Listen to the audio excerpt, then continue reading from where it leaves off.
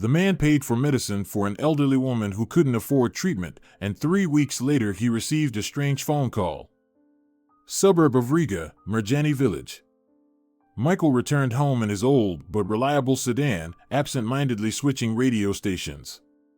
The air was heavy with the anticipation of a storm, and the last rays of sunlight slid across the wet asphalt, leaving golden reflections on the puddles after the rain. He felt tired not only in body but also in spirit. Work lately seemed like an endless marathon without a finish line. Documents, meetings, unsolvable problems, all merged into a uniform gray background that day after day drained his vitality. The office district was now behind him as Michael turned onto the road leading to the suburb where he rented a small house after his divorce. Life felt rebooted, yet files from the past still corroded his heart. He remembered how easily he conversed with Laura, how they laughed at silly jokes and planned for the future. Now, every evening returning home reminded him that only the silence of his own four walls awaited. Suddenly, his thoughts were interrupted by a sharp headache. Michael gripped the wheel and squinted. "I need to stop," he thought, and abruptly braked at the nearest pharmacy. He got out of the car and headed towards the entrance. On the doorstep of the pharmacy, his gaze accidentally fell upon an elderly woman. Her gait was slow and uncertain, but there was grandeur in her posture, as if she wore an invisible crown. White hair was neatly gathered into a bun, and on her coat there was an antique brooch. Michael fleetingly thought he had seen her face somewhere before. Entering the pharmacy, he overheard her conversation with the pharmacist. "Dear, I recently had a stroke. I need vitamins and the medications prescribed by the doctor. Diapril, I believe. How much will it cost?" The pharmacist replied, but the figure clearly exceeded the elderly woman's means, as indicated by her saddened expression. Without hesitation, Michael walked up to the counter. "Let me pay for that," he said, taking out his credit card. The woman turned to him with surprise and gratitude in her eyes. "Gentlemen like you are not extinct yet," she said with a gentle smile. "But wait, I don't know you. This town is small, usually everyone is familiar. I recently moved here. I rented a small house in the new settlement. But your face seems familiar to me. Where could I have seen you?" Michael asked. "Don't mind me, young man," the woman said quietly. "We old folks all look the same. But thank you for the medicine. I'll get my pension soon and I'll definitely pay you back." "Don't even think about it," the man replied. "Today was a horrible day. Well, the whole week, actually. Maybe even this past year. Let's just hope today ends on a positive note, not like usual, aimless and lonely." The old woman smiled and looked at the man with even more interest. It seemed like she wanted to say something, but for some reason, she remained silent. "Thank you again. I'm sure everything will work out for you and everything will be fine," she said, winking at him almost childishly, and taking the paid medicines, she headed towards the exit. "And what will you be taking?" asked the saleswoman with a smile. "I'll just take some aspirin, please." "I have a really bad headache," he replied. "So you just came in for aspirin?" The saleswoman laughed. "Not bad, spending almost €100 on aspirin." "Yeah, it turned out to be quite a sum," Michael said, surprised. "But now there's hope that this old lady's heart will keep going a bit longer. And for that, €100 is worth it. Still, she reminds me of someone," he thought to himself. Despite the lingering pain in his head, a spark of kindness ignited in his chest, a rare feeling in his recent gray days. He didn't know that this chance encounter would set off a chain of events that would change his life. After the pharmacy doors closed behind him, Michael felt an unexpected surge of energy. The evening chill didn't seem as sharp, and the world around him appeared a bit brighter. The gesture of kindness he made at the pharmacy entrance filled his heart with warmth, dispersing the clouds of his mundane worries. He walked slowly back to his car, lost in thoughts about the incident. The unfamiliar woman with her regal demeanor, her grateful look, and gentle voice, all made Michael feel like the protagonist in a small drama that had unfolded before him. He couldn't shake the feeling that this was more than just coincidence. Perhaps it was a sign, a call for the changes so desperately needed in his stagnant life. As he sat in his car, he glanced back at the pharmacy once more. The softly lit windows glowed in the twilight, and Michael felt his heart fill with hope. Maybe kindness does come back around, he thought, starting the engine and driving towards home. Michael had moved to this small town after a tumultuous divorce with his wife, and he hadn't yet grown accustomed to being alone. They had met in school. They were in parallel classes, and at the prom decided to date. Throughout all these years, they were together and almost never parted. But a year ago, she declared that she had fallen in love with someone else, and at that moment his whole world crumbled. No, he didn't turn to drink, didn't quit his job. Rather, he immersed himself in his work, trying to drown out the pain and not think about his beloved's infidelity. Initially, Michael thought about forgiving her, starting over. Then he felt disdain, then hatred, but it was all futile. Within a week of receiving their divorce papers, she applied to the registrar's office and soon remarried. So now she was lost to him forever. What was I hoping for when I signed over the apartment to her during the divorce? That she wouldn't leave, would regret it, would realize he's better than the other one. And in the end, I was left without a wife and without a home. I even had to move out of town because rent there is higher, and memories of her lurk on every corner. In the last few months, Michael even stopped going to the bar with his friends on Fridays because he kept imagining her there every time. So he lived in a small rented house on the outskirts of town and no longer even hoped that his life could brighten up again. The next morning, Michael woke up with a feeling that this day would be unlike any other. The sun was shining brightly through the window, and even the usually intrusive street noise seemed somehow special, full of anticipation. He started his day with breakfast, which he hadn't skipped for many years, scrambled eggs, toast, and a strong cup of coffee. But today, he decided to add a bit of variety to his morning by buying a fresh copy of the local newspaper from the corner vendor. As he read the news, Michael came across an article about a charity foundation helping local elderly people. The idea of helping someone else, besides that unknown woman at the pharmacy, suddenly seemed enticing to him.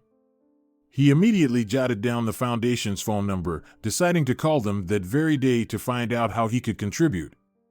The day at work went on as usual, but Michael felt a certain lightness in his soul. This feeling extended to his colleagues, to the work he was doing, and even to the air in the office. He felt his mood improving with each passing hour, and it couldn't help but reflect in his productivity. By lunch break, Michael had made up his mind completely. He stepped outside, took in the fresh air, and called the charity foundation's number. The conversation with the project coordinator was short but meaningful.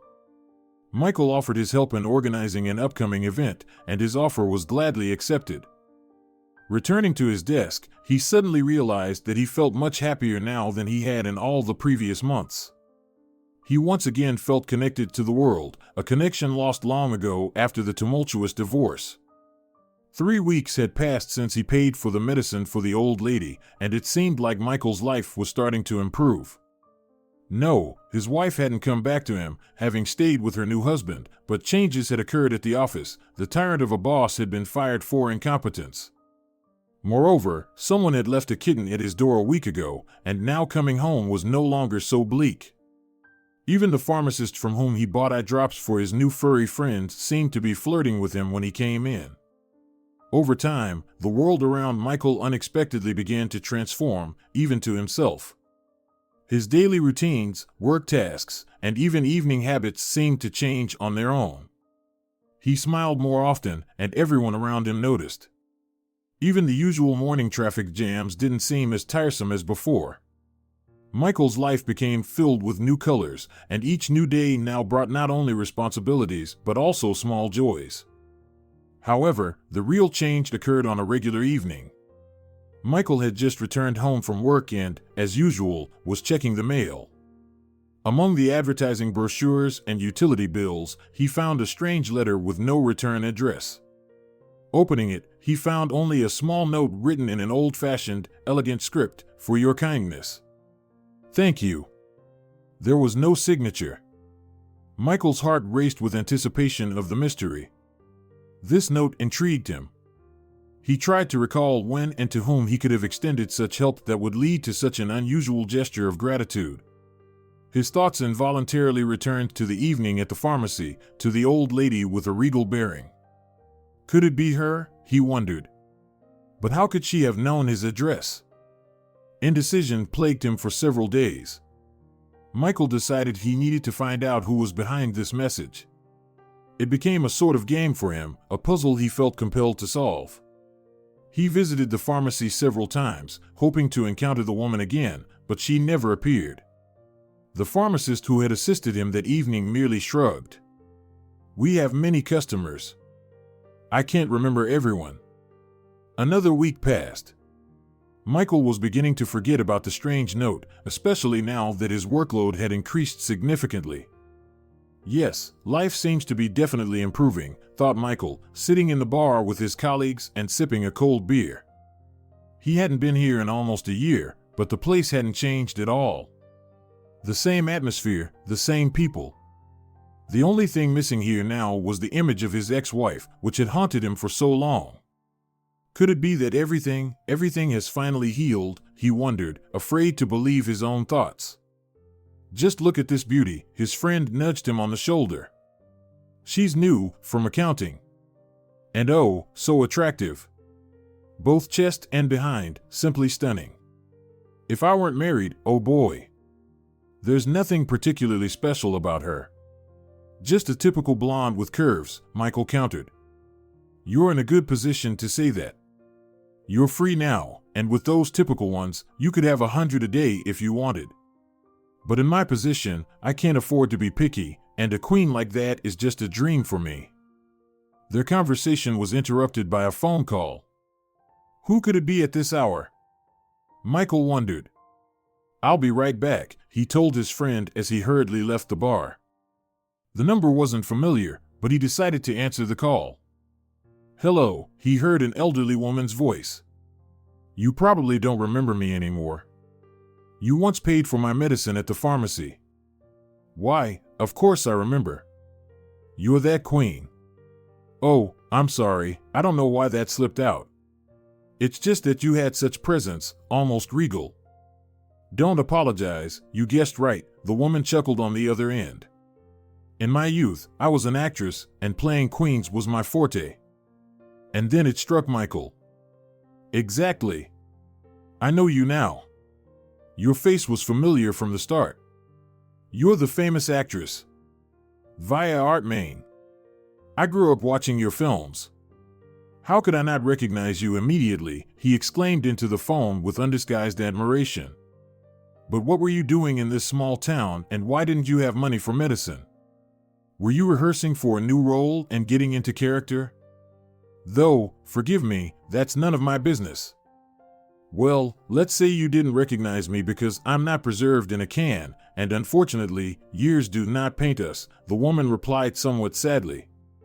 And as for a new role, I'm afraid my age isn't quite suitable anymore, and perhaps the last role I'll ever play is that of a dying woman on her deathbed.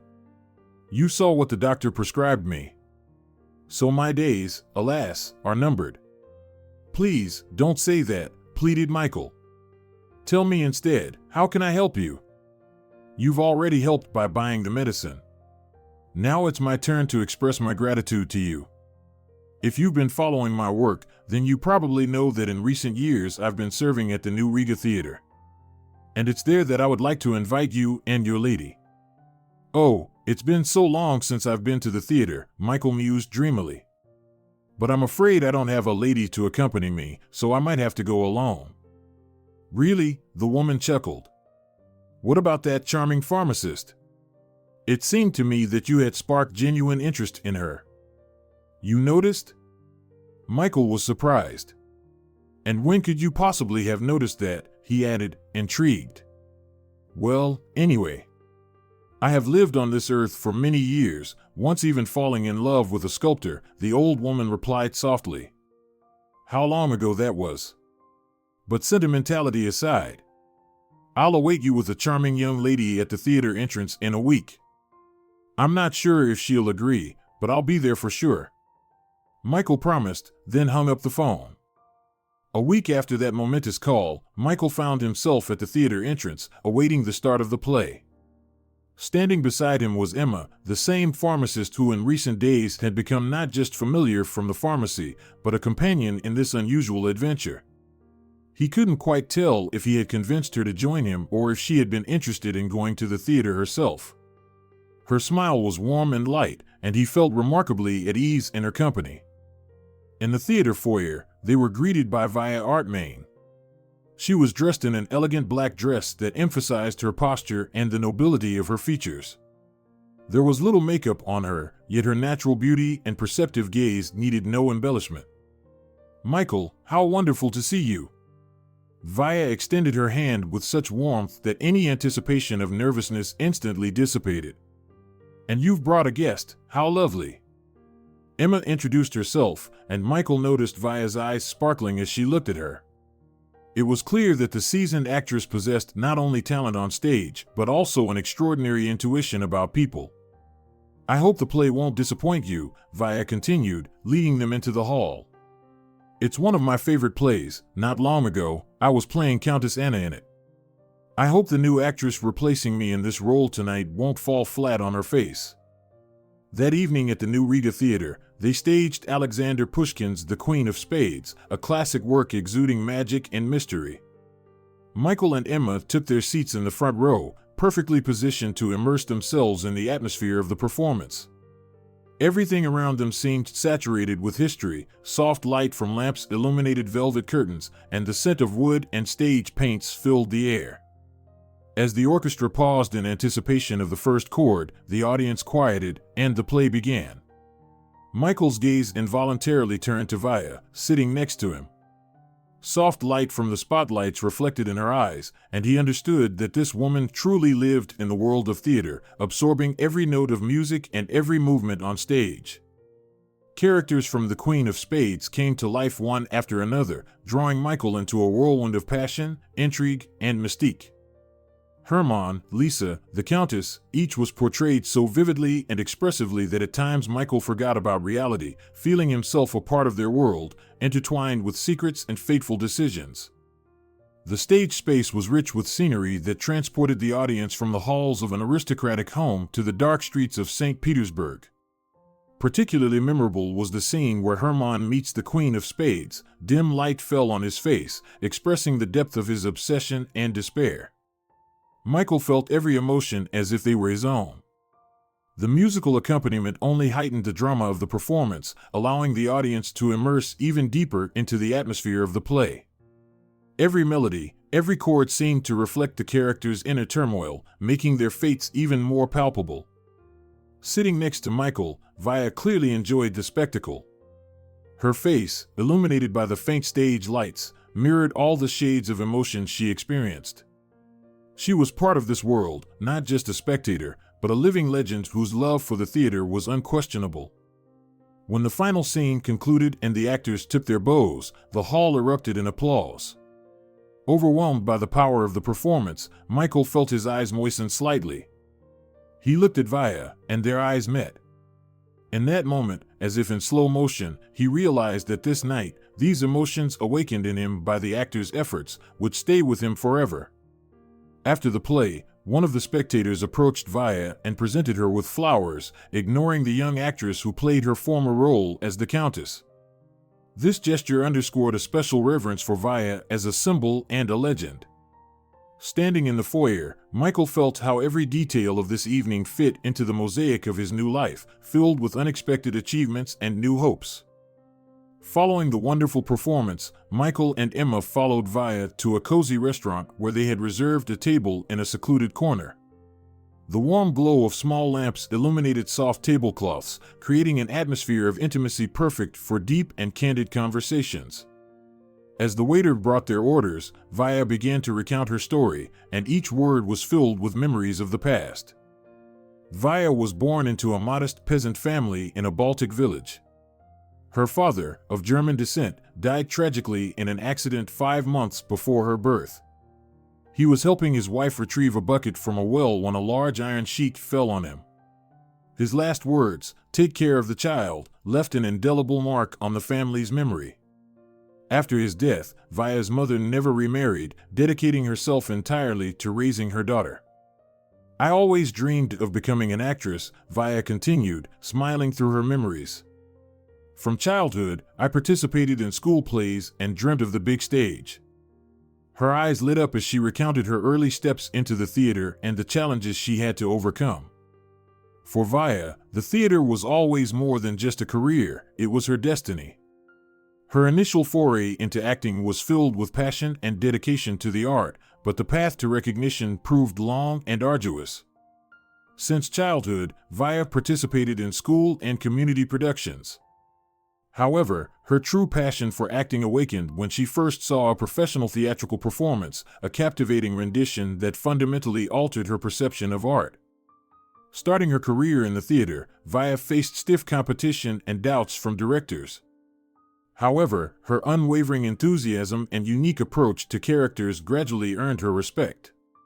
One of her first significant roles was Rosalind in Shakespeare's As You Like It. Via poured all the range of emotions into this role, from playfulness to melancholy, which became her acting calling card.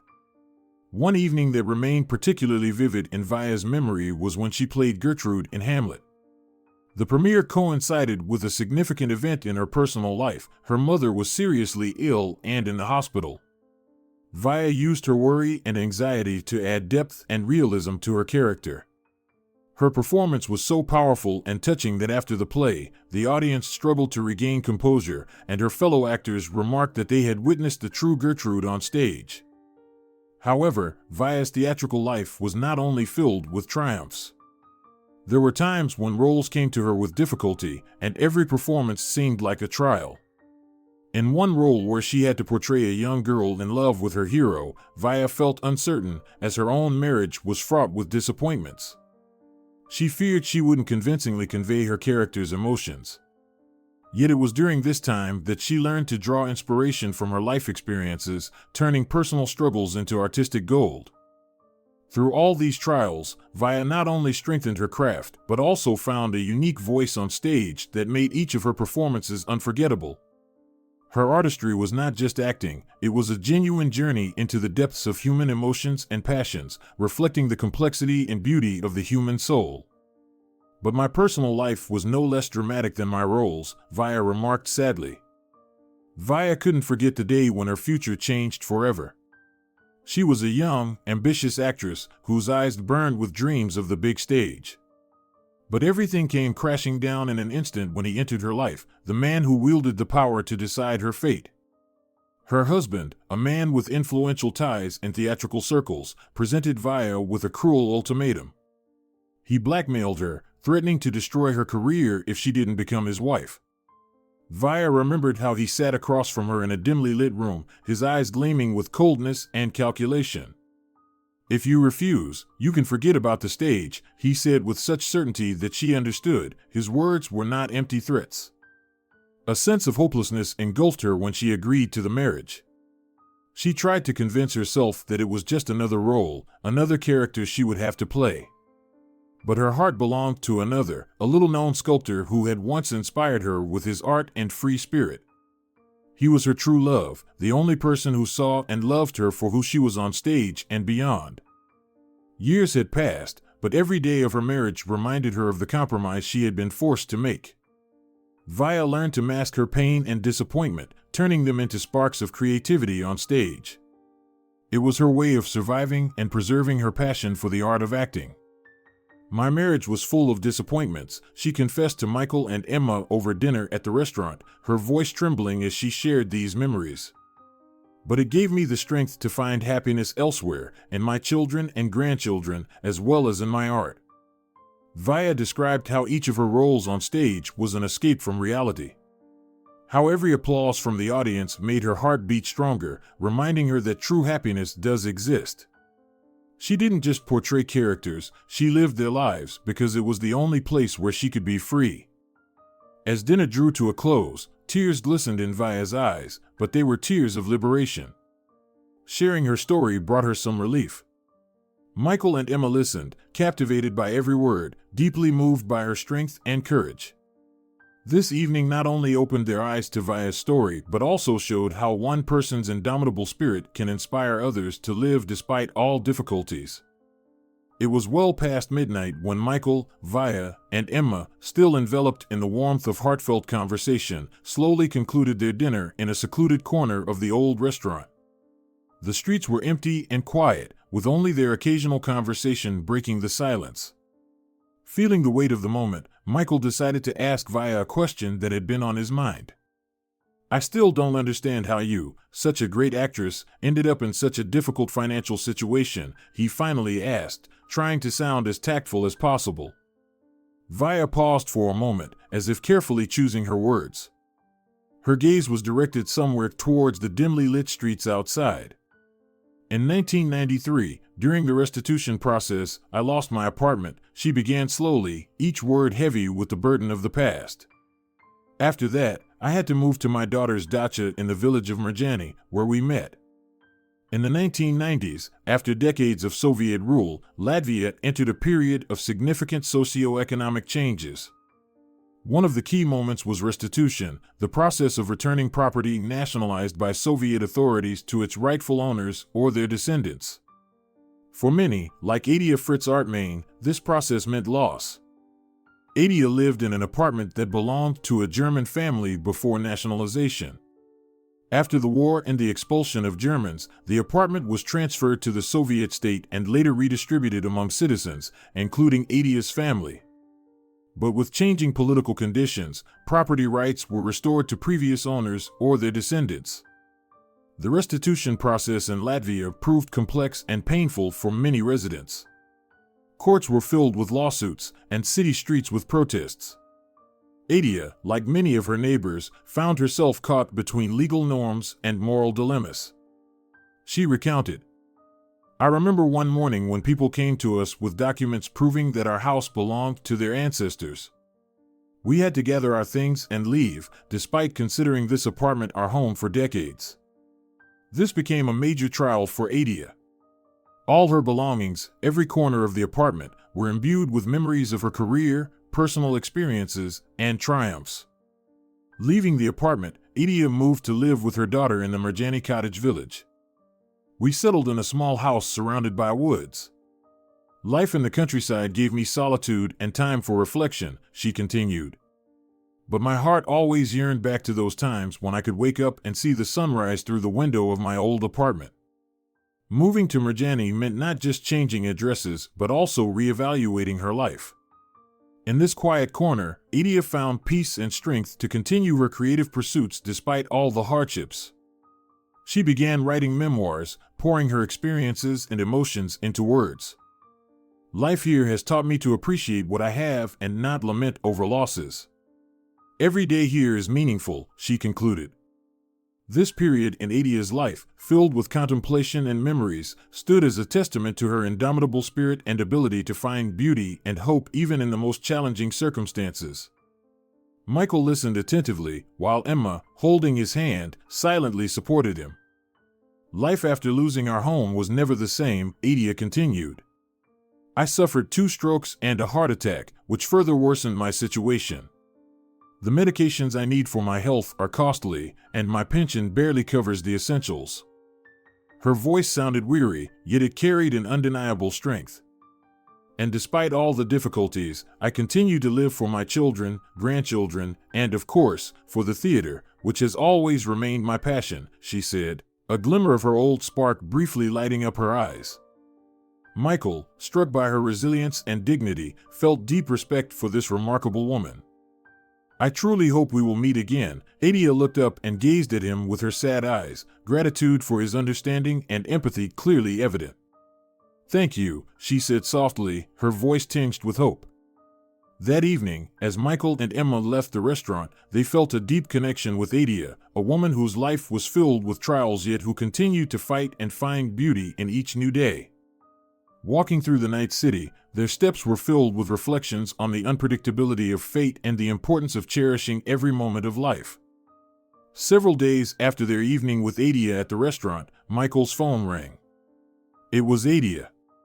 On the other end of the line, her slightly excited voice invited him to an event he couldn't have imagined, her own baptism. Adia explained that after much contemplation, she had decided to embrace orthodoxy, delving into the depths of this faith that had helped her find solace and meaning in the latter years of her life. This transition marked a significant step in her life, opening a new chapter of spiritual exploration and experiences.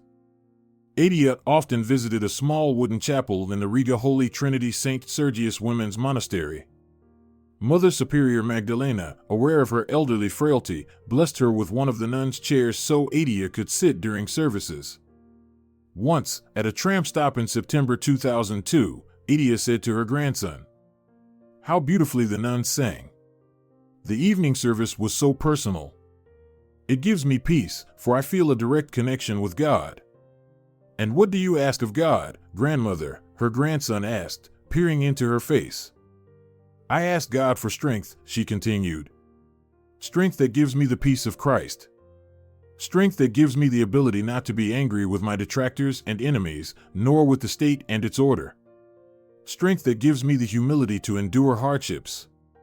Strength that helps me keep love in my heart even towards my enemies. Strength that does not allow anger and bitterness to creep into my heart. Only by God's grace do these strengths and peace give me joy to live and love in this world. Until my death, I want to preserve this grace of God and peaceful love. Here comes the tram." Her baptism took place in a small yet charming church nestled in the greenery of an ancient park, built in traditional Orthodox style with onion domes and a brightly blue roof. Inside, the church was adorned with ancient icons and carved wooden panels, imbuing the interior with a sense of time and history. Softly lit candles illuminated the walls, creating an atmosphere of tranquility and mystery. As Michael entered the church, he saw Adia standing by the baptismal font, dressed in a long white gown symbolizing purity and new beginnings. Her face radiated calmness and an inner luminosity. In that moment, she seemed to him not just an actress he knew, but a true seeker of profound truth. The ceremony began with readings from the Holy Scriptures, followed by the priest, dressed in golden vestments, performing the rite of water consecration. Adia slowly approached the font, and as the priest sprinkled her with holy water, a silence filled the air, imbued with the grandeur of the moment. In Christ, Adia received a new name, Elizabeth, in honor of the martyr Grand Duchess Elizabeth. Michael, standing among a small gathering of Adia's friends and family, felt the significance of this event transcending ordinary understanding. It was not just Adia's spiritual rebirth, but also a symbol of her unending struggle to find meaning and light in a life filled with trials. After the ceremony, everyone moved to a small hall adjacent to the church, where a modest reception was organized for the guests. Adia graciously accepted congratulations, and every glance and gesture revealed deep joy and serenity. She approached Michael, took his hands, and said, "Thank you for being here. Your presence has made this day even more special." That evening, as Michael returned home, he felt he had witnessed not only a baptism but also a true miracle of personal transformation. This event left an imprint on his soul, reminding him that it is never too late to seek new paths and discover new horizons in search of light, even in the darkest times. 10 years later, Adia Fritz Artmain's health deteriorated significantly after the described events. It was a quiet autumn period when leaves slowly fell, as if foretelling the twilight of her days. Adia suffered from the effects of strokes and heart conditions, leading to a significant decline in her mental state. Her once sharp and vibrant mind, like glass, began to dull, cracked with fatigue and prolonged pain. Adia's condition deteriorated to the point where her family, fearing for her safety and unable to provide necessary medical care, made the difficult decision to place her in a specialized institution, a psychiatric hospital. There, within the walls of an ancient building surrounded by tall trees, which seemed to guard the secrets and stories of many souls, Adia spent the last months of her life. The hospital imposed strict routines, but also provided a semblance of peace for Adia. Doctors and nurses ensured her proper care, but a void remained in her heart, unfillable by medications or short visiting hours. She often sat by the window of her ward, gazing at the garden where the wind whispered stories of the past and present, of time inexorably moving forward, heedless of departing lives. One day, on a cloudy autumn day, Adia shared her thoughts with a young nurse who came to her not only with medicines, but also with a desire to hear the stories of this remarkable woman. Adia spoke of her days on the stage, of love and loss, of dreams and reality. "I always thought the theater was my refuge from the pain of the world," she said, her voice trembling with emotion. "But in reality, it was where I learned to confront that pain, to accept it, and to turn it into art." When spring arrived, Adia passed away. She departed quietly, much as she had lived in her final years, without fanfare, amidst the green branches and birdsong outside her ward window. At her funeral, people whose lives she had touched gathered, colleagues from the stage, friends, family, and even those who knew her only through her roles. They all came to pay their respects to this remarkable woman whose life was filled with passion, pain, art, and unwavering strength of spirit. Emma and Michael also attended this solemn event, standing by Adia's grave. They reminisced about how their lives intertwined with the life of this extraordinary woman. These memories filled their hearts with the bitterness of loss, but also with gratitude for having had the privilege of knowing Adia. That evening at the theater, where Michael and Emma first met Adia Fritz Artmain, not as an elderly patient but as a great actress, marked the beginning of their own remarkable story. Emma, then working as a pharmacist, and Michael, grappling with recent setbacks in his life, found support and understanding in each other. Over time, their relationship deepened, and they realized they wanted to be together. Their wedding was modest yet heartfelt. They exchanged vows under the shade of an old oak tree, which Adia loved and often spoke of as a symbol of resilience and endurance. Emma and Michael promised each other support in joy and sorrow, in wealth and poverty, in health and sickness. When their daughter was born, there was no doubt about her name. They named her Adia, in honor of Adia Fritz Artmain. It was their way of honoring the memory of the woman who had such a profound impact on their lives. Little Adia became a bright ray of light in their family, a reminder that even after loss, life continues, and new generations carry a piece of those who have passed. Standing at the cemetery, they held each other's hands, watching flocks of birds fly into the sky. Michael remembered Adia talking about eternity and how everyone leaves a mark in this world. Emma reflected on the cycle of life, how new beginnings always follow endings. "We must continue to live in a way that would make Adia proud of us," Michael said quietly, his voice trembling with suppressed emotions. "Yes," Emma agreed, wiping away a tear. "And to tell our little Adia about the magnificent woman whose name she bears." The sun slowly dipped towards the horizon, painting the sky in warm shades of pink and orange. Emma and Michael stood embracing each other for a long time, reminiscing about every moment they had spent with Adia, grateful for her lessons, wisdom, and the enduring light she left in their hearts. If you enjoyed the story, please support it with a like and a comment. All the best to you.